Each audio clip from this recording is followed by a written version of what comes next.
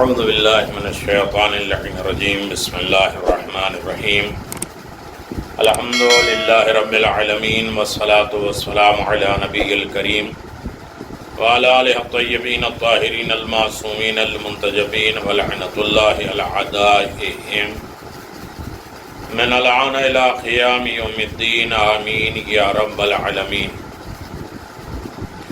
اما بعد فقد قال اللہ تبارک و تعالی فی قرآن مجید بسم اللہ الرحمن الرحیم یا ایھا الذین آمنوا کتب علیکم الصیام کما کتب علی الذین من قبلکم لعلکم تتقون. صدق اللہ العلی العظیم و صدق رسولہ النبی الکریم. حاضرین محترم، السلام علیکم ورحمۃ اللہ وبرکاتہ. آج بحمد اللہ ہم اپنے نوے مرحلے میں داخل ہو رہے ہیں. عنوان تقدیر سازی اور ذہنی اور فکری عملی تربیت. ماہ رمضان، ماہ رمضان ہماری تقدیر سازی، ہمارا مقدر سنوارنا چاہتا ہے اور ہماری ذہنی اور فکری عملی تربیت کرنا چاہ رہا ہے. اور ماہ رمضان ہماری تربیت ہی کے لیے آیا، ہماری اصلاح کے لیے آیا ہے. تو ماہ رمضان کے تمام تر آپ اعمال دیکھ لیں، چاہے وہ فضیلت رمضان ہو یا اعمال ماہ رمضان ہو یا دوسروں کے ساتھ کار خیر ہو، چاہے وہ تلاوت قرآن مجید ہو، چاہے وہ تقوی الہی ہو، خوف خدا ہو، جو کچھ بھی ہے انسان کو سنوارنے کے لیے، سجانے کے لیے آیا. ان سجانے اور سنوارنے میں جہاں بہت سی دعائیں ہیں، بہت سے فارمولے ہیں، ان تمام چیزوں کو اپنی زندگی میں ڈھالنے کا ایک بہترین سرمایہ ہے. یعنی اس کا مطلب یہ ہے کہ روزہ رکھو تاکہ صحت مند ہو جاؤ، تمہاری اصلاح ہو، جہنم سے بچ جاؤ. روزے کا حکم اللہ نے دیا ہے. روزہ ایسا رکھو جیسا رکھنے والوں نے رکھا ہے، نماز ایسی پڑھو جیسے نماز پڑھنے والوں نے پڑھی ہے. خواب غفلت سے بیدار ہو جاؤ، قرآن کی تلاوت کرو. قرآن مجید کی تلاوت ہو گئی ہے تو عقل، فہم، ذوق اور شوق مانگو، ہوشیار ہو جاؤ. یہ سب ہونے کے باوجود ذکر الہی، استغفار، تمنا، یہ ساری چیزوں کی التجا اور فریاد، یہاں تک کہ پھر معاشرتی سوسائٹی لائف، یتیموں کے ساتھ اچھا سلوک کرو، لوگوں میں سلام کو عام کرو. سلام کے ذریعے دل جڑتا ہے، آپس میں لوگ تعلقات بناتے ہیں، اچھے لوگوں کے درمیان میں بیٹھیں. یہ ساری چیزیں ہم ہو چکی ہیں. تو آج نوے دعا میں پیغمبر اسلام صلی اللہ علیہ وآلہ وسلم کا ارشاد گرامی ہے کہ اپنے پروردگار سے آج ہم جو تقاضا کریں گے، مطالبہ کریں گے، درخواست کریں گے، مانگیں گے اللہ سے کہ میرے پروردگار اپنی قدرت کاملہ سے، اپنے اختیار کے ذریعے مجھے راہ راست پر کھینچ کے لگا دے. کتنے ہم باغی ہو جائیں، کتنے نافرمان ہو جائیں، اس لیے کہ ہماری لگام تیرے ہاتھ میں ہے، ہماری نکیل تیرے ہاتھ میں ہے، ہمارے گلے کی رسیاں تیرے ہاتھ میں ہیں. تو مجھے کھینچ کے راہ راست پہ لگا دے، اچھے راستے پہ لگا دے. ورنہ انسان کی خباثت اسے منزل اور خیر و برکت تک نہیں جانے دے گی. انسان کی برائیاں، اس کی خرابیاں، اس کی بد اخلاقی، اس کی خباثت جو ہے وہ اچھائی کی طرف آمادہ کرے گی نہیں. لہذا اے میرے پروردگار اپنے اختیار سے، اپنی طاقت سے مجھے کھینچ کر راہ راست پہ لا دے. اب اس کے بعد کوئی چارہ کار نہیں، کوئی اختیار نہیں. تو ہم پیغمبر اسلام کی ان دعاؤں کے سہارے چلیے بارگاہ رب العزت میں کھینچ کے اپنے آپ کو پیش کر دیں. اللہ مجھے کھینچ کے اپنے راستے میں، ہمارے نفس ہمیں رکاوٹ ڈالتے ہیں، ہمارے معاشرے، ہماری ضروریات زندگی، ہماری خواہشات، ہمارے لالچ، ہمارے ساری چیزوں میں رکاوٹ کا ذریعہ بنتی ہیں. تو کم از کم اللہ تو میری مدد کر دے کہ مجھے اپنے راستے کی طرف شوق اور ذوق پیدا کرا دے، کھینچ کے پہنچا دے. تو آج کے دن دعا ہے بسم اللہ الرحمن الرحیم اللهم اجعل لي فيه نصيبا من رحمة الواسعة واهدني فيه لبراهن الساطعة وخذ بناصيتي إلى مرضات الجامعة بمحبتك یا امل المشتاقین۔ خدایا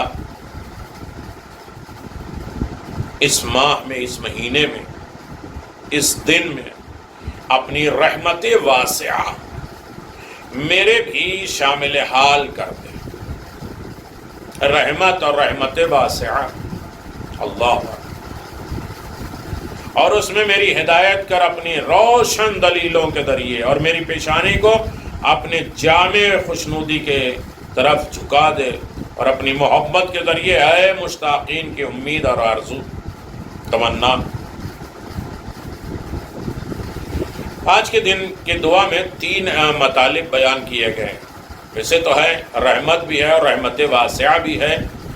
اس رحمت واسعہ کے بھی الگ الگ فلسفے ہیں، اور براہین واضحہ، ہدایت، مرضات الہی، اور خذ بناصیتی، میری نکیل، میری رسی کو پکڑ کے چلے جائیں، بہت سی چیزیں۔ لیکن مفہوم تھوڑی دیر ہم خدا کی طرف متوجہ ہو جائیں اور اسے تقوی کا ایک زینہ سمجھیں۔ پہلی چیز ہے اپنے حق میں وسیع رحمت کا مطالبہ کیا۔ رحمت میرے لیے عام ہو جائے، بہت وسیع ہو جائے، پھیلا ہو جائے۔ دوسری چیز ہم نے روشن دلیلوں کے ذریعے ہدایت مانگی، اور تیسری رضائے معبود کی جانب حرکت مانگی ہے۔ اللہ کی رضا کن چیزوں میں ہے اس کی طرف ہم جانے کے لیے آمادہ ہوتے ہیں۔ پہلا جملہ، پہلا فقرہ، اللہم اجعلنی فیہ نصیبا من رحمت الواسعہ۔ انسان کی سب سے بڑی کامیابی یہ ہے کہ رحمت الہی کے شامل حال ہو جائے، اس کی زندگی میں اللہ کی رحمت ہو جائے۔ قرآن کریم میں بھی بہت سی جگہوں پہ اشارہ دیا ہے کہ انسان کی خلقت کا ہدف اللہ کی رحمت ہے، اللہ کی ناراضگی اور اللہ کی نافرمانی اور اس طریقے کی اس کی زحمتوں کا ہے نہیں۔ لہذا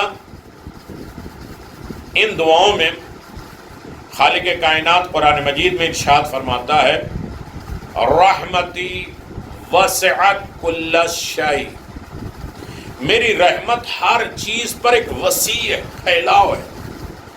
حاملان عرش الہی بھی کہتے ہیں ربنا وسعت کل شیء رحمتا علما، ہمارے پروردگار تیری رحمت، تیرا علم ہر چیز کو گھیرے ہوئے، قبضے میں کیے ہوئے۔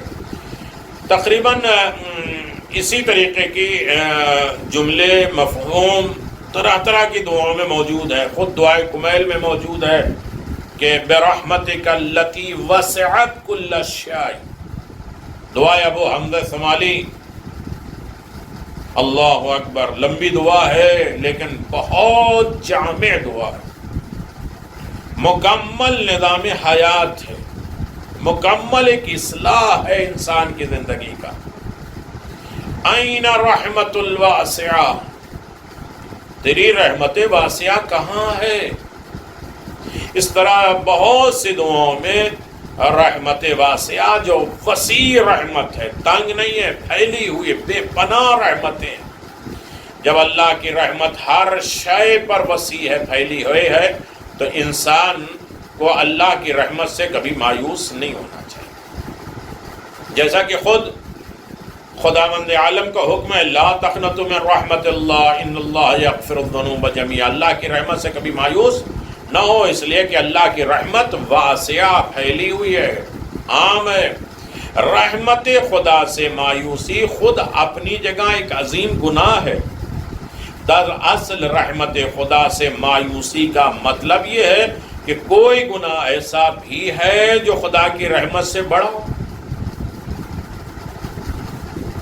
ہر جگہ اس کی رحمت پھیلی ہوئی ہے، کوئی گناہ اللہ کی رحمت سے بڑا نہیں ہے۔ معاذ اللہ، جس کے معاف کرنے میں خدا قادر اور طاقت نہیں رکھتا، ایسا تو کوئی گناہ نہیں۔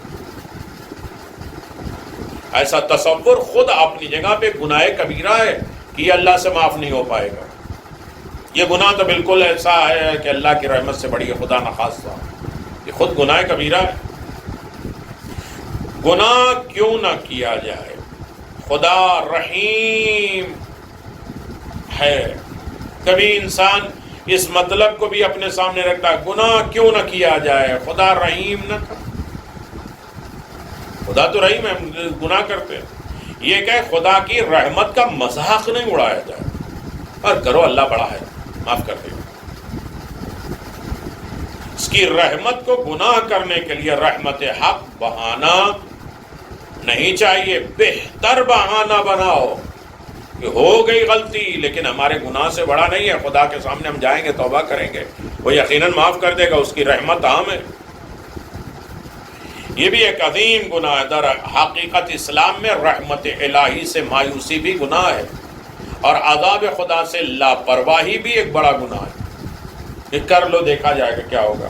عذاب خدا سے لاپرواہی بھی نہیں چاہیے، اور رحمت الہی سے مایوسی بھی نہیں چاہیے۔ رحمت کی قسمیں کیا ہیں، کتنی طریقے کی رحمت ہیں، اور کیا کیا چیزیں رحمت ہیں؟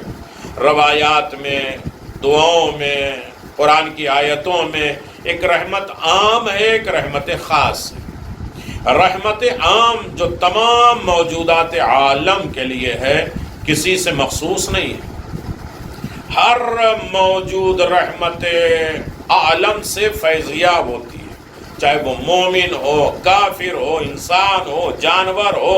جیسے پانی، آفتاب، آکسیجن، ہوا، اس سے صرف اللہ کے نیکوکار بندے تو فائدہ نہیں اٹھاتے، ساری دنیا اٹھا رہی ہے، چاہے وہ کافر ہو، مشرک ہو، جانور ہو، اپنے ہو، پرائے ہو، کوئی بھی ہو، سب دنیا پانی سے بھی فائدہ اٹھاتی ہے، سورج سے بھی ہے، زمین سے بھی، آسمان سے بھی ہے، اور آکسیجن اور ہوا سے بھی فائدہ اٹھاتی ہے۔ اور ایک ہے خاص رحمت جو پروردگار عالم ائمہ معصومین علیہم الصلوۃ والسلام کے طفیل تمام اہل ایمان سے مخصوص کرتا ہے۔ واللہ یختص برحمت من یشاء، اللہ جسے چاہتا ہے اپنی رحمت کے لیے مخصوص کر دیتا ہے۔ اس آیت کریمہ کے ضمن میں حضرت امام رضا علیہ الصلوۃ والسلام اپنے آباء و اجداد سے امام جعفر صادق علیہ الصلوۃ والسلام سے ایک روایت نقل کرتے ہیں۔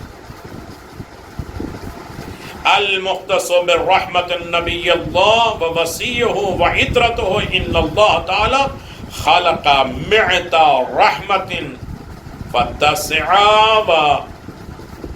وتسع وتسعون رحمت عند مخصورۃ لمحمد وعلی وعطرۃ ورحمت الواحدہ مبسوطۃ علی سائر الموجودین۔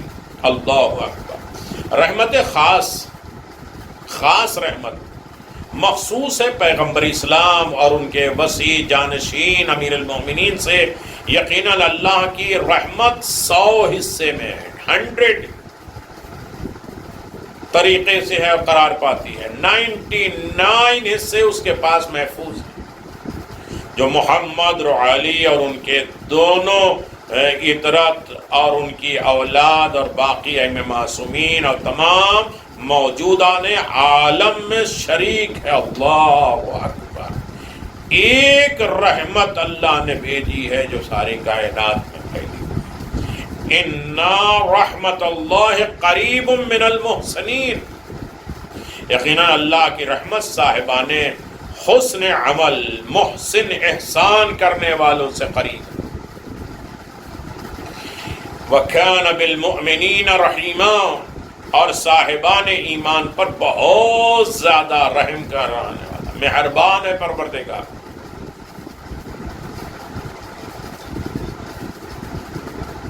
مذکورہ آیات میں رحمت سے مراد رحمت خاص ہے جو رسول خدا صلی اللہ علیہ وآلہ وسلم اور اہل بیت اطہار اور آپ کے سچے مطیع و فرما بردار بندوں سے مخصوص ہے۔ ماہ رمضان ماہ رحمت الہی ہے، اللہ کی رحمت کا مہینہ ہے۔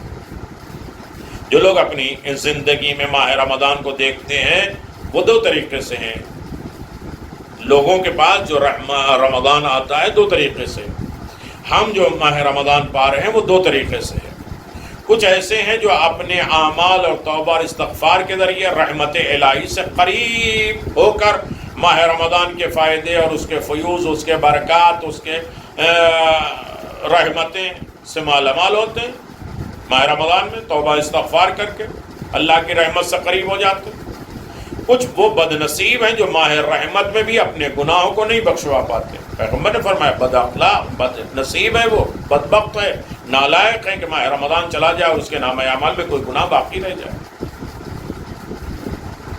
یعنی دو طریقے سے، ایک ماہ رمضان سے فائدہ اٹھانے والے، ایک ماہ رمضان سے فائدہ اٹھانے والے نہیں ہیں۔ یعنی اس مبارک مہینے میں بھی معصیت، نافرمانی، گناہ میں مشغول رہتے ہیں، توبہ اور استغفار سے دور رہتے ہیں، ایسے لوگ ملعون ہیں، یعنی رحمت خدا سے دور ہیں، کیونکہ رحمت کی ضد ہے لعنت۔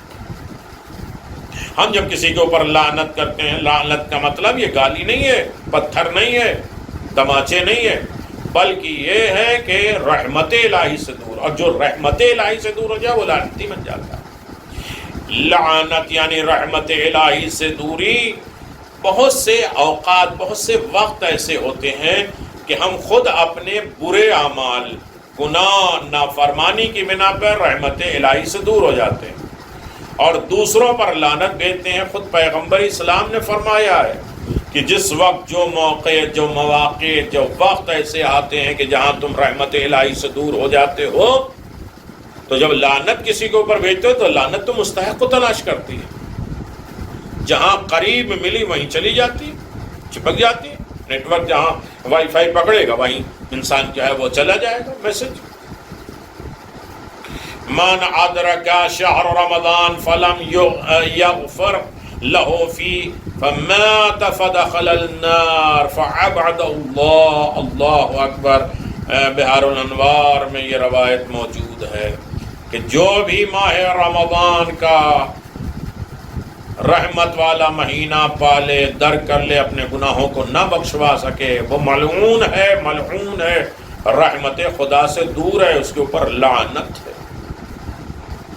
دن کے ویڈیو میں آپ دیکھتے رہتے ہیں کہ وہ خطا اور غلطیاں کیا ہیں، ہمیں خود محسوس ہونا چاہیے کہ ہماری غلطیاں اور کوتاہیاں ہیں کیا، تب تو ہم سوچیں گے کہ رحمت سے ہم قریب ہیں یا رحمت کے دور ہیں، ہم لعنتی ہیں یا رحمتی ہیں۔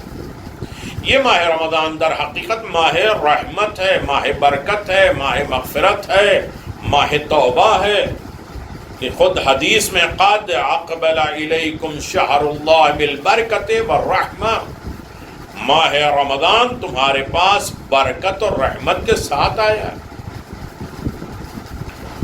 پیغمبر اسلام کا ارشاد ہے فَإِنَّ الشَّقِيَّ مَنْ حُرِمَ غُفْرَانَ اللَّهِ فِي هَذَا الشَّهْرِ، بدبخت اور شقی اور نالائق وہ شخص ہے جو اس مہینے میں اللہ کی مغفرت سے محروم رہے۔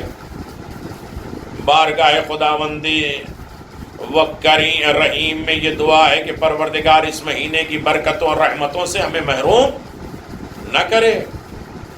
دوسرا جملہ آج کی دعا میں ہے وَإِهْدِنِي فِيهِ لِبَرَاهِنِ السَّاطِعَةِ، ہدایت کا کلمہ آیات قرآنی، احادیث معصومین علیہ السلام میں بہت سے موقع پر آیا، جس کے معنی ہے رہنمائی، راستہ دکھانا، منزل تک پہنچانا، رہبر، رہنما، عربی میں ہادی کو بھی کہتے ہیں۔ انسان اسی وقت ہدایت یافتہ کہا جا سکتا ہے جب وہ منزل سعادت اور معرفت کی منزل تک پہنچ جائے، جس کے لیے ابتدا میں چند چیزوں کی ضرورت ہوتی ہے۔ جو ہدایت انسان پا جائے اس کے لیے کیا چاہیے؟ راہ خدا کی شناخت، اللہ کے راستے کو پہچانا، اس راہ کو جاننا ضروری ہے جس پر چل کر انسان ہدایت یافتہ ہو جائے۔ وہ کون سا راستہ؟ ادھر ہم جو ہے وہ جائیں گے تو فلاں شہر پہنچ جائیں گے، ادھر جائیں گے تو فلاں شہر چلا جائیں گے۔ تو پہلے تو انسان جو ہے وہ ٹرین کا ٹکٹ بک کرتا ہے، فلائٹ کا ٹکٹ بک کرتا ہے، تو اسے جانا کہاں ہے، کس راستے پہ جانا ہے۔ ایسا نہیں ہے کہ اپوزٹ سے چلا جائے۔ انسان ہدایت والا وہی ہوگا جو اس راستے کو جانتا ہوگا، پہچانتا ہوگا، سعادت مند کہلایا جائے گا۔ وہ راہ صراط مستقیم ہے، سیدھا راستہ اللہ کے پاس ہے جو روز آنا پڑھتے ہیں، اہدنا الصراط المستقیم، ہمیں سیدھے راستے کی ہدایت کرنا، جس پر ہدایت پانے کی ہمیں تمنا ہے، ایک فرد بشر کی نہیں ہے، ساری دنیا کی ہے، بلکہ پوری کاروان بشریت، پوری کل کائنات یہ چاہتی ہے کہ اسے راہ ہدایت مل جائے، تبھی تو نماز واجب ہے۔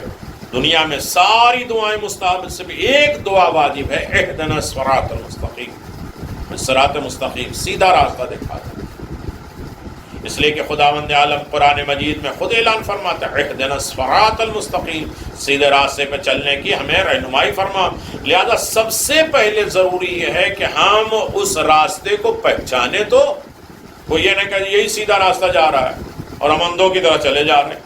پہلے ہمیں معلوم ہو کہ سیدھا راستہ کدھر ہے اور کہاں جانا ہے، تو جو ہمیں منزل مقصود تک پہنچائے اور لقائے معبود کی چوکھٹ تک پہنچا دے، وہ ہدایت چاہیے۔ دوسرے، ہدایت کے اسباب کیا ہے، طریقہ کیا ہے، ہدایت کا زینہ کیا ہے، ہدایت کا راستہ کیا ہے۔ حق کی راہ پہ اسباب کے بغیر ہدایت ناممکن ہے۔ سبب تلاش کرو، وہ سبیل تلاش کرو، وہ طریقہ تلاش کرو جس کے ذریعے سے ہدایت مل سکتی ہے۔ لہذا اسباب ہدایت کا فراہم ہونا ضروری ہے۔ ہدایت کا راستہ کوئی چیز بنی بنائی کھا لے نہیں ہے، اس کے لیے جو بنی ہوتی ہے اس میں بھی ساری چیزیں مٹیریل ملا ہوتا ہے۔ ایک شربت بھی ماہ رمضان میں ہم پئیں گے تو پانی ہے، شکر ہے، دیگر جو ہے وہ چیزیں ہیں، ان سب چیزوں ملا کے ایک چائے بھی ملا ہے پئیں گے تو اس میں بھی پانی ہے، چائے ہے، دودھ ہے، دیگر تمام چیزیں ہیں۔ تو وہ طریقہ کیا ہے ہدایت کا؟ اسباب ہدایت یہ ہے کہ انسان ہر بات کو غور سے سنے، اچھی بات کا تجزیہ اور تحلیل کرے، غور کرے۔ قرآن مجید کہتا ہے کہ وَهُوَ الَّذِي أَنشَأَ لَكُمُ السَّمْعَ وَالْأَبْصَارَ وَالْأَفْئِدَةَ قَلِيلًا، اے رسول کہہ دیجئے کہ خدا نے ہمیں پیدا کیا، تمہارے لیے کان، آنکھ، دل قرار دیا، مگر پھر بھی تم بہت کم شکریہ ادا کر رہے ہو۔ یعنی اللہ نے ہمیں کان دیے ہیں، آنکھیں دی ہیں، دل دیے ہیں شکریہ کے لیے، لیکن تم کم شکر گزار۔ تو ایک ہدایت کا سبب یہ ہے کہ سنو تو، دیکھو تو صحیح، دل سے سمجھو تو صحیح۔ یہ نعمتوں کا ایک راستہ ہے، ہدایت ہے۔ اگر انسان صحیح کام کر لے اور اللہ کی نشانیوں میں غور و فکر کرے تو پھر منزل ہدایت کی جانب آگے بڑھتا رہے گا۔ اگر انسان ان نعمتوں کے باوجود ہدایت کی منزل کی طرف نہیں بڑھتا ہے تو اللہ تبارک و تعالیٰ کیا کہتا ہے؟ صحیح استعمال نہ کرے تو پھر کہتا ہے صم بکم عمی فہم لا یرجعون، نہیں دیکھ پاتے، نہیں سن پاتے، تو اندھے، بہرے، گونگے، سب کچھ تم کا مصداق ہو جاتا ہے، مہر لگا جاتا ہے آنکھوں اور کانوں پر، پھر تم پلٹ کے نہیں آؤ گے خدا۔ تیسری چیز ہے ہدایت کے لیے رہنما۔ پہلی چیز ہے ہم ہدایت کو جانیں، دوسرا ہے کہ ہدایت کے اسباب کیا ہیں، طریقے کیا ہیں، آنکھ، کان، دل، اور تیسرا ہے کہ ہدایت کرنے والا کون ہے، ہمیں بتانے والا کون ہے۔ ایسا نہ ہو کہ جسے خود منزل نہیں معلوم ہو، جسے خود کا راستہ نہیں معلوم ہو، جسے خود جو ہے وہ رحمت کے وسیلے نہیں معلوم ہو، وہ کیسے ہماری رہنمائی کرے گا، کیسے ہماری ہدایت کرے گا؟ تو رہنما اور اسباب کے پہچاننے کے بعد ساتھ ساتھ الہی رہنما کی پہچان بھی ہونا چاہیے کہ ہم اللہ اہدنا الصراط المستقیم، صراط مستقیم، صراط مستقیم کے جو ہم قصیدے اور تسبیح پڑھتے رہتے ہیں سیدھے راستے سے، اللہ تیرے پاس آنا چاہتے ہیں، تیرا سیدھا راستہ کیا ہے؟ تو اللہ نے بتائے ہیں کہ کون بتانے والا ہے سیدھا راستہ، ان کو بھی ہمیں پہچانے نا، کیونکہ انسان اگر کسی غلط انسان کو رہنما مان لے گا تو اس کی اطاعت میں آگے بڑھ جائے گا اور یقیناً راہ حق سے گمراہ ہو جائے گا۔ جس کو خود راستہ نہیں معلوم ہے اس کی طرف ہم جو ہے وہ کہنے پر عمل کریں گے تو آخر گمراہی تو ہونے والی ہے، غلط راستے پر چلے جائیں گے، غلط ٹرین پکڑیں گے، الٹے چلے جائیں گے۔ لہذا اللہ نے انسان کی ہدایت کے لیے رہنما کا انتظام کیا، ہدایت کا انتظام کیا۔ قرآن ہمیں بتائے گا، قرآن ہمارا رہنما ہے، قرآن جس کے اوپر نازل ہوا وہ ہمارا رہنما ہے، قرآن کی جو محافظت کرنے والا وہ ہمارا رہنما ہے، قرآن کو صحیح طریقے سے ہمیں بتلانے والا وہ ہمارا رہنما ہے۔ یا ایھا الذین یا ایھا النبی انا ارسلناک شاہدا مبشرا ونذیرا داعیا الی اللہ باذنہ وسراجا منیرا۔ اے میرے پیغمبر، ہم نے آپ کو گواہ بنایا، بشارت دینے والا، عذاب سے ڈرانے والا، خدا کی طرف اس کی اجازت سے دعوت دینے والا، روشن چراغ ہے۔ کیا ہے؟ اللہ نے پیغمبر کو بھیجا ہے، یہ ہمیں سیدھا راستہ دکھائیں گے، یہ ہمارے گمراہوں کو جو ہے ہدایت کے راستے پہ لائیں گے۔ مانگا اللہ سے جاتا ہے، اللہ ان کے ذریعے دیتا ہے۔ عالم اسلام میں رسول خدا صلی اللہ علیہ وسلم کے ہادی اور رہنما ہونے میں کسی کو بھی اختلاف نہیں۔ رسول ہادی ہیں، رہنما، مگر رسول کے بعد وہ کون ہے جس کی اطاعت سے ہم ہدایت اور نجات ممکن ہو سکتی ہے؟ قرآن مجید کی روشنی میں ان کی شناخت، ان کی پہچان آسان ہے، کیونکہ رب کعبہ نے فرمایا ہے وَجَعَلْنَاهُمْ أَئِمَّةً يَهْدُونَ بِأَمْرِنَا۔ ایک تو پیغمبر تم ہمارے طرف بلاؤ اس لیے کہ تم ہادی ہو، اور پھر قرآن مجید کہتا ہے کہ ہم نے ان کو پیشوا قرار دیا، ان کو رہبر بنایا، ان کو ہادی بنایا، جو ہمارے حکم سے ہدایت کرتے ہیں۔ ہم نے انہیں امام بنایا ہے، یعنی ہدایت کس کے طریقے سے؟ اللہ کی طرف سے کرتے ہیں۔ یعنی ایسے ائمہ معصومین علیہ الصلوۃ والسلام کو بھی اللہ نے ہمیں دیا ہے جو ہماری رہنمائی اور ہدایت کرتے ہیں۔ بظاہر یہ تھوڑے سے لمبی باتیں ہو جاتی ہیں، لیکن بہت سی زندگی محرم اور دیگر تمام چیزوں میں کام آنے والی یہ چیزیں ہیں، اگر انسان تھوڑا سا وقت نکالے، ایک گھنٹہ، اور اسے غور سے سن لے۔ پیغمبر اسلام احمد مصطفیٰ محمد مصطفیٰ صلی اللہ علیہ وآلہ وسلم کی حدیث ثقلین، بہت سی حدیث نبوی، اور وہ رہنما اور معلوم اور معین کہ قدیر کی منزلیں، اور ہر جگہ پہ اللہ کے نبی نے اپنے بعد رہبر اور رہنما کو معین فرمایا ہے۔ میں چلا جاؤں، میں چھپ جاؤں، تمہارے درمیان میں نہ رہوں، تو یہ رہنما ہے، یہ قائد ہیں، یہ تمہیں ہدایت کے راستے پہ لے جائیں گے، یہ صراط مستقیم بتائیں گے۔ اللہ اکبر۔ اگر ان کی معرفت نہ ہوئی تو پھر موت جاہلیہ، من مات ولم یعرف امام زمان ماتا میتتن جاہلیہ۔ اگر تم نے اپنے رہنما کو نہیں پہچانا، اپنے ہادی کو نہیں پہچانا، اپنے لیڈر کو نہیں پہچانا، تو پھر جاہلیت اور کفر اور شرک کی موت مرو۔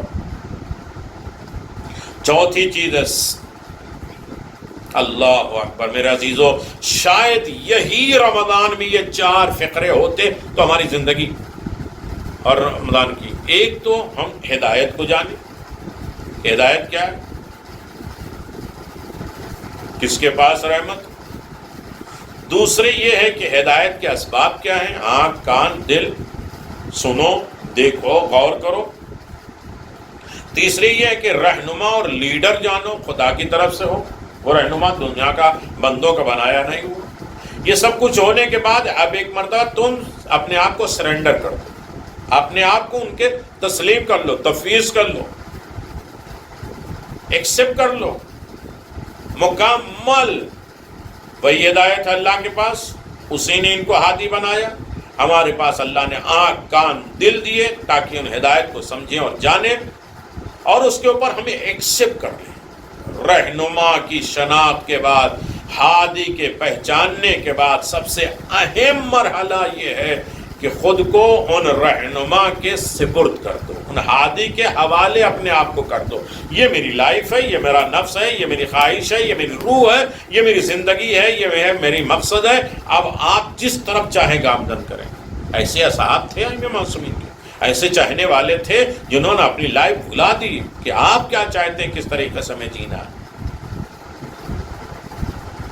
یعنی اس کو واجب الاطاعت جانتے تھے اور اس کا اتباع کرتے تھے، نہ صرف واجب الاطاعت بلکہ اپنے نفوس میں اسے اولا بالتصرف مانتے تھے۔ میرے نفس میں آپ مجھ سے زیادہ میرے نفس کو تصرف اختیار کرنے والے آپ ہیں، اس پر حاکم آپ ہیں. یہ ہے سرنڈر.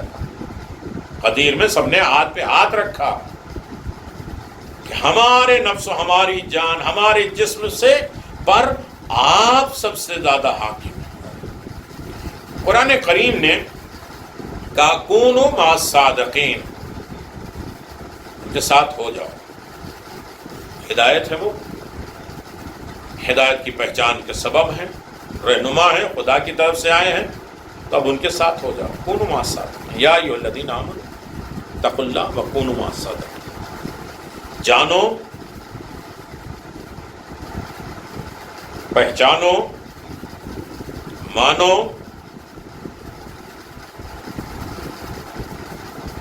اور ساتھ ہو جاؤ. ہدایت کے قسمیں کیا ہیں؟ ہدایت کس طریقے سے ہے؟ اب ہدایت ایک الگ موضوع ہے. روزانہ نماز میں اہدنا الصراط المستقیم ہمارا مقصد ہی ہدایت ہے، تو ہدایت کے اوپر تھوڑی سی میں نے گفتگو. ہدایت کے بہت سے انواع، اقسام اور قسمیں ہیں. ان میں سے ایک یہ ہے کہ ہدایت کی دو قسمیں، دو طریقے کی ہدایت ہوتی ہے. ایک ہدایت عام ہے، ایک ہدایت خاص ہے. ہدایت عام جنرل ہدایت، جسے اراعۃ الطریق بھی کہتے ہیں، یعنی ہادی کا، طالب ہدایت کے راہ کا میسر کو بیان کر بتاتا ہے، یعنی صرف راستہ بتا دیتا ہے. بہت سے لوگ ہوتے ہیں جن کے سامنے پوچھو کہ بھائی وہاں جانا ہے، کیا کریں؟ وہ ایسے ایسے جاؤ، ایسے گھوم جانا، ایسے رائٹ ہو جانا، ٹرن اباؤٹ لینا، اور یہ اس کے بعد کیپ رائٹ لینا، اور اس کے بعد پہنچ جاؤ. لیکن کوئی ہے جو ہمیں منزل تک پہنچا دیتا ہے. ٹھیک ہے، تمہیں وہاں جانا ہے، چلو ہم تمہیں لے کے چلتے ہیں. جو ہمارے پاس اللہ نے لیڈر اور قائد دیا ہے، وہ وہاں سے آئے ہیں اور وہاں تک ہمیں لے جاتے ہیں. خاص ہدایت ہمارے پاس ہے، یعنی صرف ائمہ معصومین سے یہ مخصوص ہے. سورہ انبیاء آیت نمبر 73 میں اللہ کہتا ائمۃ یہدون بامرنا، سے ہدایت کی طرف اشارہ کیا گیا ہے کہ ہدایت وہی کرتے ہیں جو منزل تک پہنچا دیتے ہیں. ہدایت ایک طریقے کی اور بھی ہوتی ہے جو تمام موجودات عالم میں موجود ہے، یعنی اللہ نے انہیں فطری طور پہ صلاحیت عطا کی ہے کہ وہ فطرتاً ہدایت پا سکیں. نیچر میں کسی جانور کو، پوپٹ کو آپ سکھائیں تو بولنے لگتا ہے، کتے کو ٹرین کریں تو ہو جاتا ہے. انسان جو ہے وہ اٹھتا ہے تو پہلے کھانا تلاش کرتا ہے، لقمہ اٹھتا ہے منہ کی طرف جاتا ہے، کان کی طرف نہیں جاتا ہے. کیا ہے یہ؟ فطری اعتبار سے، جسے ہدایت تکوینی کہتے ہیں، اور ایک ہدایت تشریعی ہے. اللہ نے انبیاء اور ائمہ معصومین کے ذریعے آسمانی کتابیں کے نزول کے ساتھ اس ہدایت کا اہتمام کیا ہے، جو شریعت کے اعتبار سے ایک نیچر ہے، یعنی ہمارے عقل ہمیں بتائے گی کہ ہمیں کیا کرنا ہے، کیسے کرنا ہے، کیا کرنا ہے. اور ایک اللہ کی طرف سے نبی مرسل، قرآن، دین، صحیفے آئے ہیں، وہ ہماری رہنمائی کرتے ہیں. قرآن مجید کے ضمن میں ہدایت اور معصومین علیہ السلام کی روشنی میں اگر اسے بالکل اختصار کے ساتھ دیکھا جائے تو اس میں بحث ختم نہیں ہو سکتی، چلتی رہتی ہے. کسی کو ہدایت کے ضمن میں مزید معلومات کرنا ہو تو وہ تفاسیر کی کتاب میں دیکھے، روایات میں دیکھے کہ ہدایت کیا ہے اور ہدایت کے انواع اور اقسام کیا ہیں، ہدایت کس طریقے سے ہمیں ملتی ہے. تو یقیناً ہدایت بہت بڑا مرکز ہے، اور اس میں ہدایت میں کیا ہے؟ برانین ساطعہ، ایسی ہدایت دے جو ساطعہ ہو. آج کی دعا میں کہ میری ہدایت فرما اپنی روشن دلیلوں کے ذریعے. دیکھیے اللہ کے جتنے بھی قانون، جتنی بھی چیزیں ہیں، وہ ایک روشن ہے، کھلی ہوئی، اوپن ہے. آیات الہی روشن ہے.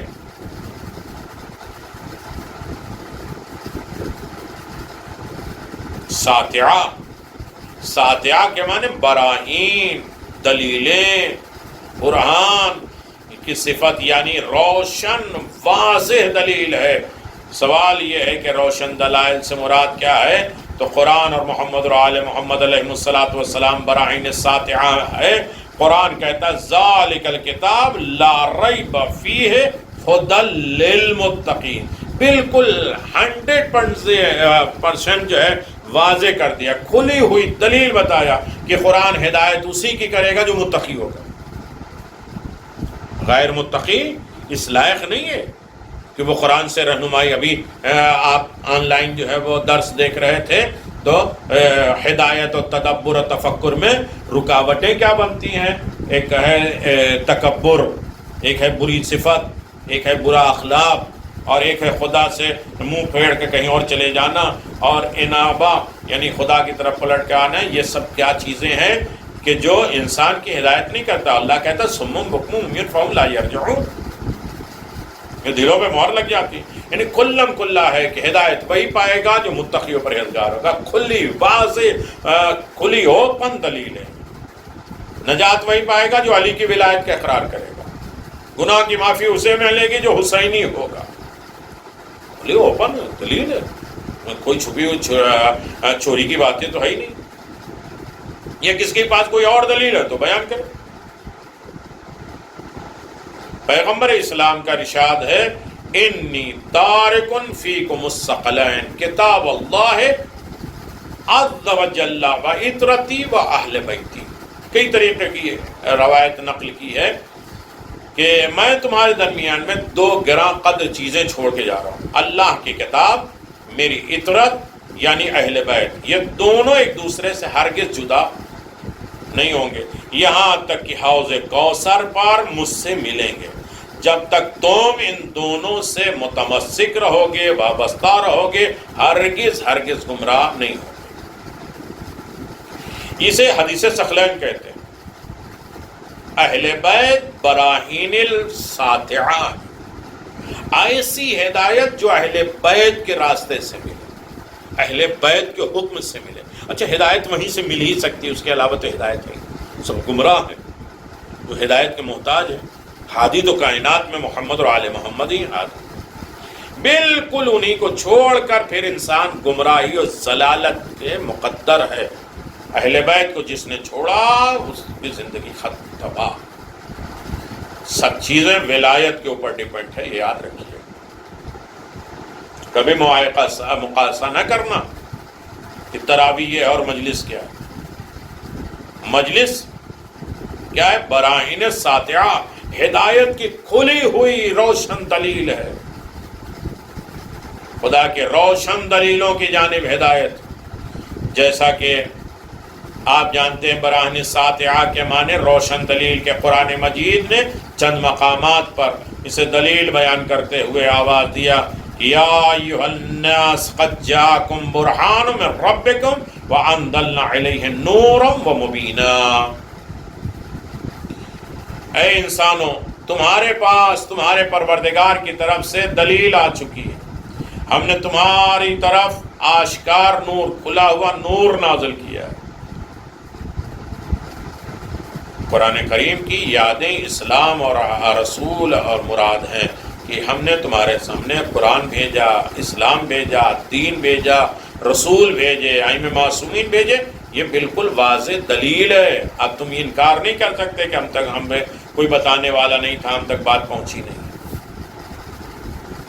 جناب یوسف علیہ السلام کی داستان دیکھی، واقعات دیکھ لیجیے کہ اللہ خود کہتا ہے لَقَدْ حَمَّتْ بِهِ وَحَمَّ بِهَا لَوْلَا أَنْ أَرَى بُرْحَانَ رَبِّهِ، یقیناً اس عورت نے اس سے برائی کا ارادہ کیا، جناب یوسف سے برائی کا ارادہ کیا اس عورت نے، اور وہ بھی ارادہ کر بیٹھتے اگر اپنے رب کی طرف سے دلیل نہ دیکھ لیتے۔ اللہ اکبر، واضح دلیل، ہدایت اللہ کی طرف سے نہیں دیکھ پاتے تو وہ بھی تو چلے جاتے، وہ بھی ختم ہو جاتا۔ جناب زلیخا نے جناب یوسف کو اپنے جانب گناہ کی طرف آمادہ کیا، اور جب گناہ کی طرف دعوت دی تو اس وقت حضرت یوسف کے پیش نظر برہان الہی نہ تھی، دلیل الہی نہیں تھی، ہدایت کے کلی روشن چیزیں ساتیہ نہیں تھی، تو وہ بھی ارادہ کر بیٹھتے۔ مفسرین نے لکھا اس کا مطلب یہ نہیں کہ جناب یوسف بھی گناہ کا ارادہ کر بیٹھتے، بلکہ یہ ممکن ہے کہ وہ زلیخا کے قتل یا اسے مارنے کا ارادہ کر لے، اس نے گناہ کی طرف رغبت کیا ہے، جناب یوسف اسے مار دیتے۔ بہرحال برہان سے مراد ہے حرمت زنا کے حکم کی یاد آوری اور مقام عصمت اور روح ایمانی اور تقوی۔ جناب یوسف کے سامنے روح ایمانی اور تقوی اور مقام شہود ان کے سامنے کھل گیا، یہ واضح دلیل تھی جہاں جناب یوسف نے اپنے آپ کو روکا۔ جناب موسیٰ اور فرعون کی داستان آپ دیکھیں قرآن مجید میں موجود ہے کہ فَذَلِكَ بُرْهَانٌ مِّن رَبِّكَ إِلَىٰ فِرْعَوْنَ مَلَئِهِ، تمہارے لیے پروردگار کی طرف سے فرعون اور اس کی قوم کے سرداروں کی طرف دو دلیلیں دی گئی ہیں۔ اس آیت میں دو برہان، دو دلیلیں، ایک مراد جناب موسیٰ اور عصا اور ید بیضاء ہاتھ کا چمکتا ہوا۔ مختصر یہ ہے کہ ہر وہ چیز برہان ساتیہ ہے کہ جس کے ذریعے اللہ کی جانب ہدایت اور رہنمائی ہوتی ہے۔ اچانک انسان گناہ کرنے جاتا ہے، ایک دل میں روشنی پیدا ہوتی ہے، انسان فوراً سمجھ جاتا ہے نہیں وہاں نہیں جانا۔ کسی کو گھر میں غصہ کرتے ہوئے دندناتے ہوئے گئے چلو چلو گالیاں دے دیں مار دیں گے، راستے میں تھوڑی سی یہ ہدایت اور واضح دلیلیں اسے روکتی ہیں۔ نفس لوامہ جو جھڑکتا ہے برائی کر جو کرتا ہے۔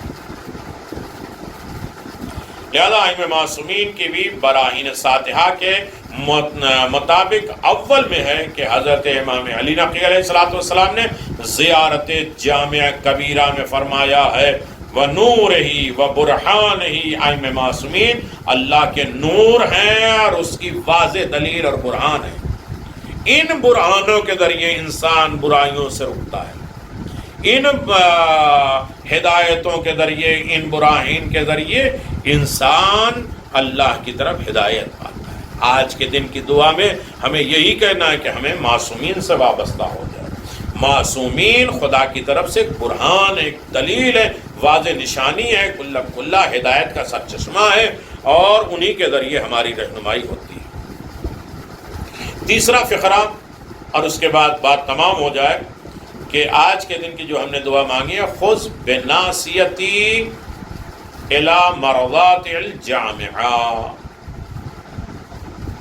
ناصیہ سے پیشانی اور مرضات جامعہ سے اللہ کی مکمل رضا مراد ہے۔ پیشانی پکڑ کے کھینچ کے لے جائے میرے اللہ، اور اپنی تمام مکمل مرضی کی طرف، جس کی طرف تو راضی ہے اس کی طرف گھسیٹ کے مجھے لے کے جائے۔ چونکہ بندہ مومن کے پیشانی سجدہ الہی کا مقام ہے۔ اے اللہ ایسا پکا اچھا صاف خلوص والا سجدہ کرا دے جو تیری مرضی کی طرف ہمیں کھینچ کے لے کے جائے۔ پیشانی سے سجدہ ہوتا ہے، اللہ اکبر۔ اور بندہ جب اللہ کے لیے سجدہ کرتا ہے تو گویا وہ خود کو رضائے معبود کے لیے سامنے سرنڈر کرتا ہے، تسلیم کرتا ہے، اور اس کے سپرد کر دیتا ہے، اپنے آپ کو حوالے کرتا ہے، سرنڈر کر دیتا ہے۔ اب اسی سجدے کے ذریعے وہی سجدہ تمہیں کھینچ کے اللہ کی مرضی کی طرف لے کے جائے۔ پیشانی سے ایسا سجدہ کرو جس میں ریا کرنا ہو، دکھاوا نہ ہو، سچا پکا سجدہ کرو۔ لہٰذا اس دعا میں بندہ خالق کی بارگاہ میں یہ التجا کر رہا ہے، خدایا میری پیشانی کو تو اپنی مکمل مرضی کے مطابق کر دے۔ اللہ کی مرضی کیا ہے اس کے متعلق آپ ماہ رمضان کی دعاؤں میں آپ سماعت فرما چکے ہیں کہ جس دعا میں کہا جاتا ہے اللہم قربنی فیہ الی مرضاتک، اپنی مرضی کے قریب ہمیں کر دے۔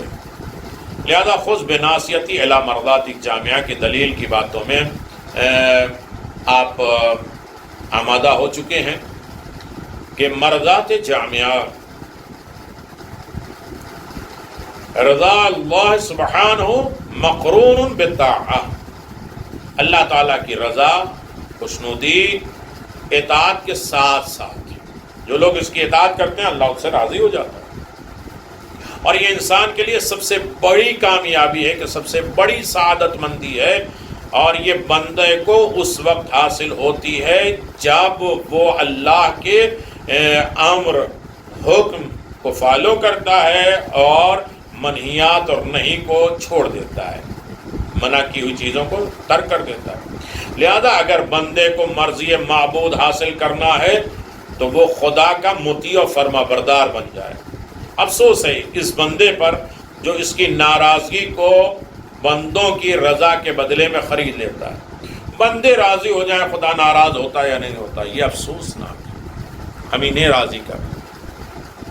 ارے ان کے یہاں جائیں گے، نہیں کھائیں گے، چاہے نجس پاک ہے، ہمارا حکم تو ہے کہ نہیں کھائیں گے، وہ ناراض ہو جائیں گے، ان کی شادیوں میں نہیں جائیں گے، مشرکوں میں نہیں جائیں گے، کافروں میں نہیں جائیں گے تو ناراض ہو جائیں گے، نجس پاک کھائیں گے نا۔ اب بھائی ایک بات دیکھو، ایک آدمی ناراض ہو جائے گا تو اس سے نقصان کیا ہوگا؟ اس کے مقابل میں خدا ناراض ہو جائے، دین ناراض ہو جائے، مذہب ناراض ہو جائے، قرآن ناراض ہو جائے، ائمہ معصومین ناراض ہو جائے تو کوئی حیثیت نہیں۔ ایک بندے کو راضی کرنے کے لیے خدا کی ناراضگی کا انسان بدترین انسان ہے، اور مول لیتا ہے۔ انسان دنیا میں آج لیتا ہی ہے۔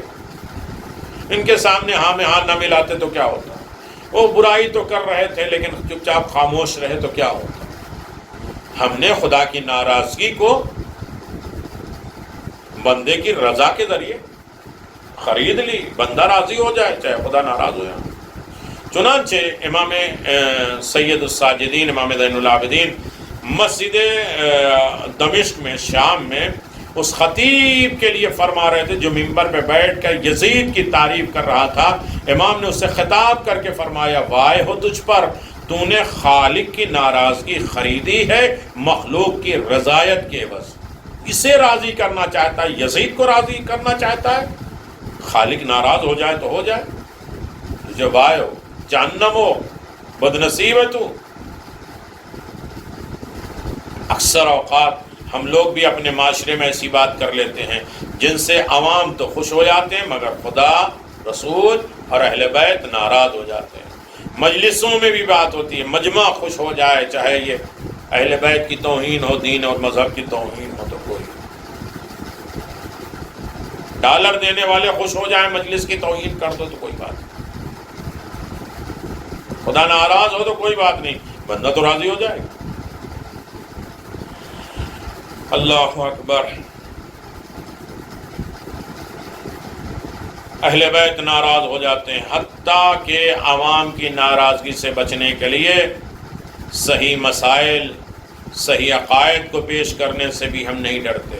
جو مسئلہ نہیں معلوم اس میں بھی ہم ٹانگ اڑائے گا۔ صحیح عقیدہ نہیں ہے، عقیدے کو بدزنی کرتے ہیں، عقیدے کو ختم کر رہے ہیں، لوگوں کو معاشرے سے گمراہ کر رہے ہیں،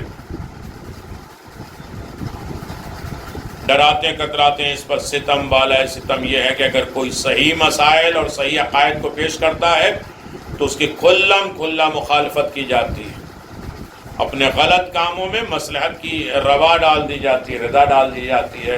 ہم غلط کام اس مصلحت سے ہم کر رہے ہیں، کاش یہ کام میں ملوث رہتے ہوئے ہمیں سخط اور غضب الہی کے دردناک عذاب کی یاد آ جائے، اور جس مولا کی محبت کا ہم دم بھرتے ہیں اور اس کے لیے اس کے جملے یاد آ جائیں کہ وہ مولا بارگاہ رب العزت میں کس طرح کہتے ہیں، یا رب انت تعلم ضافعا قلیل من بلاء الدنیا وعقوباتها وما يجري فيها من المكاره على اهلها وعلى ان ذلك بلاء مكروه قليل مغفور يسير بقاء قصير مدة فكيف احتمال البلاء الاخره وجليل الوقوع المكان فيها وهو بلاء تطول مدته ويدوم مقامه۔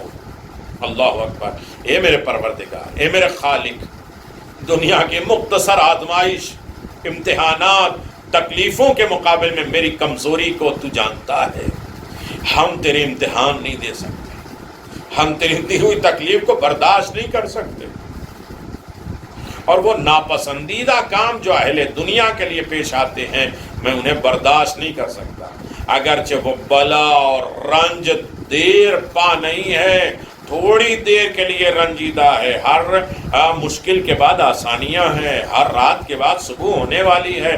اللہ کی طرف سے زیادہ امتحانات نہیں ہوتے، ایک لمحہ ایک چمک میں ہوتی ہے، کبھی ایک چھینک کے ذریعے، کبھی سر کے درد کے ذریعے، کبھی ایک بخار کے ذریعے، تھوڑے سے امتحان اور بلا دیر پر اس کی مدت کم ہو جانے والی ہے، لیکن اس کی بقا باقی رہے گی۔ اس امتحان میں کتنا ہم نے صبر کیا۔ تو بلا مجھ سے آخرت کی بلا، وہاں کی بڑی بڑی تکلیفیں کیسے برداشت کر سکتا ہوں؟ تو یہاں چھوٹی چھوٹی تکلیفیں میں برداشت نہیں ہوتی، انہی تکلیفوں میں ہم واویلا کرتے ہیں، فریاد کرتے ہیں، اللہ کے علاوہ کسی اور کے سامنے ہاتھ پھیلانے پہ مجبور ہو جاتے ہیں۔ تو ایک دن وہ عالم ہوگا جب بڑی بڑی تکلیفیں، بڑی زحمتیں ہوں گی، بڑے امتحانات ہوں گے، جب اس عذاب میں تخفیف بھی نہیں، کمی بھی نہیں ہونے والی، اس لیے کہ وہ عذاب تیرے عذاب ہے، تیرا عذاب ہے، تیرا انتقام اور بدلہ ہے، تیری ناراضگی کا سبب ہے۔ تیری ناراضگی کو آسمان برداشت کرتا ہے، نہ زمین برداشت کر سکتی میرے اللہ۔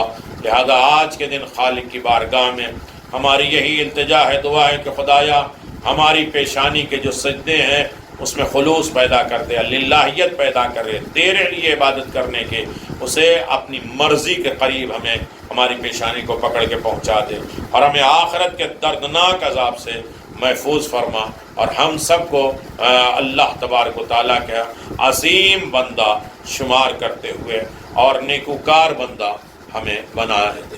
پروردگار یقیناً ہماری ان عبادتوں کو قبول فرما، اور بارگاہ رب العزت میں عزت و کامرانی کی زندگی عنایت فرما، رحمتوں کے سائے میں جیتے رہیں، ہدایت حاصل کرتے رہیں، براہین الواضحات اہل بیت علیہ السلام کے سامنے ہم اپنے آپ کو سرنڈر کرتے رہیں، اور یقیناً خدا کی ناراضگی اور بلا سے اپنے آپ کو محفوظ رکھیں، اور اپنی پیشانی کو اللہ کے حوالے کر دیں، اور اسی پیشانی کے ذریعے، اسی سجدوں، اسی نمازوں کے ذریعے، انہیں سر تسلیم خب کرنے کے ذریعے ہم خدا کی مرضی حاصل کر لیں، اس کی رضا حاصل کر لیں، اور اس کی خوشنودی کا ذریعہ بن جائیں۔ امام کے ظہور میں تعجیل فرما، ہم سب کو ان کے مطیع و فرما برداروں میں شمار فرما۔ اپنے اپنے مرحومین کے لیے سورہ مبارکۃ الفاتحہ اور ماہ رمضان کی برکتیں زندوں کے لیے بھی، مرنے والوں کے لیے بھی، کل معاشرے کے لیے ہماری ہدایت کا ذریعہ قرار دیکھیے، سبسکرائب کریے دن کے بھی چینل درس قرآن، جو انڈین حساب سے 8:30 بجے آتا ہے، اور اس میں مقصدی زندگی اور حیاتی زندگی، اور دن کے کام میں، دن کی ویڈیو میں آتی ہے کہ خطاؤں کی اصلاح، ہماری خطائیں، ہماری غلطیاں اور اس کی اصلاح، اور یہ تقدیر سازی کا موضوع بیان کیا جاتا ہے، اور چھوٹی چھوٹی جو کلپیں ہیں ہر دن کے اعمال اور دستور کے بارے میں بیان کیے جاتے ہیں۔ وآخر دعوانا ان الحمد للہ رب العالمین، وصلی اللہ علی محمد وآل محمد وعجل فرجا۔ بسم اللہ الرحمن الرحیم۔ السلام علیک یا ابا عبداللہ، السلام علیک یا ابن رسول اللہ، السلام علیک یا خیرت اللہ وابن خیرته، السلام علیک یا ابن امیر المؤمنین وابن سید الوصیین، السلام علیک یا ابن فاطمہ سیدۃ نساء العالمین۔